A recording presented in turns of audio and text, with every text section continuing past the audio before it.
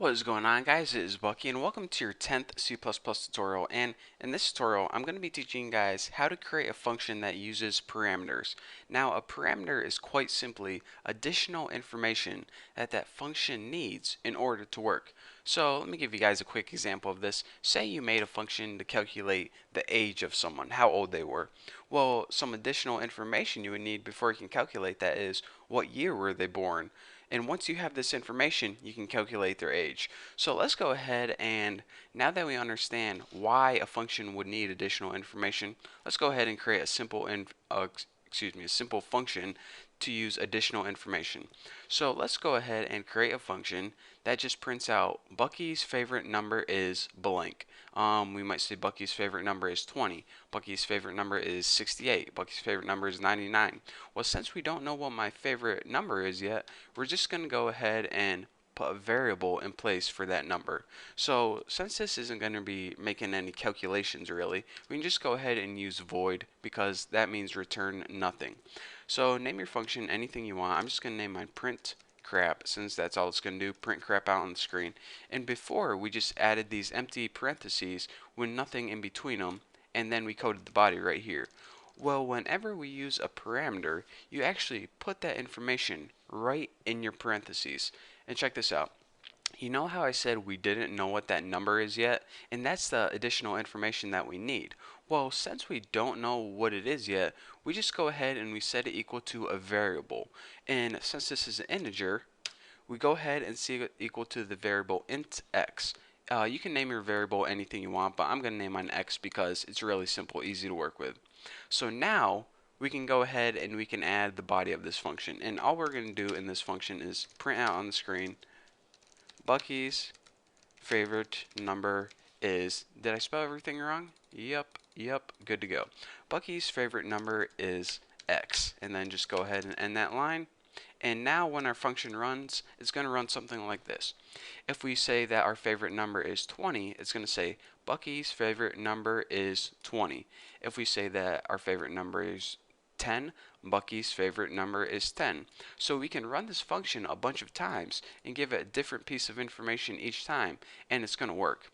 So let's go ahead and remember, in order to use a function in your main, you just go ahead and you type the function name, and then you add your parentheses and your semicolon at the end. But whenever your function needs an additional piece of information, you need to give it that information inside the parentheses. So we know from making our function that it needs one integer in order to work. So let's go ahead and inside these parentheses give it one integer, 20. So now what it's going to do is, well, let me go ahead and run this and show it to you guys. Bucky's favorite number is 20. Alright, so what happened is this. We said, alright, C++ program, we want to use this print crap method. Well, it said, alright, in order to use this method, I'm going to need one integer. So we gave it the integer 20. So then, whenever in this function it came across the variable x, it just substituted 20 for that. So whenever you're making parameters, you first need to list what type of data and also a variable name. So then whenever we give it that variable, it substitutes that variable for x later on in the program. So for example, let's give it one more example like 854. Well, now we run it and it says Bucky's favorite number is 854. And that's the beauty of parameters and functions. It doesn't need to be the same every time, so that's why you can use variables. So again, what we did is we created a function and it needed an additional piece of information, which was an integer. And since it didn't know the value yet, it just went ahead and it set it equal to a variable. Then later on in the body, whenever it came across that variable, it knew whatever value you told it to substitute for x, that's what value is substituted for x. So we can run this 100 times with 100 different values if we want. It's going to substitute it for x each time and use that information to plug it in. So that's the basics of how you use functions with parameter. Again, whenever you're creating a parameter, use the data type and a variable name, and whenever you're using the function, don't forget to pass in or give it whatever information it needs. So that's pretty cool, simple enough. We understand that.